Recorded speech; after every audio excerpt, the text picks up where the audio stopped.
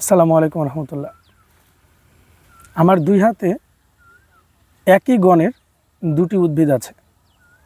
আমার ডান হাতের উদ্ভিদটার বৈজ্ঞানিক নাম হলো সাইপেরাস রোডান্টাস, আর আমার বাম হাতের উদ্ভিদটির বৈজ্ঞানিক নাম হলো সাইপেরাস অডোরেটাস। সাধারণত বাংলায় এই উদ্ভিদটির নাম হলো মুথা ঘাস বা অনেকেই ভাদাইল বলে ডাকে।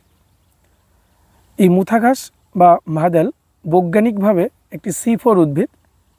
সালোক সংশ্লেষণ করার ভিত্তিতে সারা পৃথিবীতে এই উদ্ভিদটার কিছু ঔষধি গুণ ও খুবই অল্প কিছু জায়গায় খাদ্য হিসেবে ব্যবহৃত হওয়ার পাশাপাশি এর সবথেকে বড় পরিচয় হলো এটি ফসলের ক্ষেতে একটি বড় আগাছা, এবং এই আগাছা অনেক সময় কৃষকদের অনেক বড় ক্ষতি করে থাকে ফসলের জমিতে জন্মে।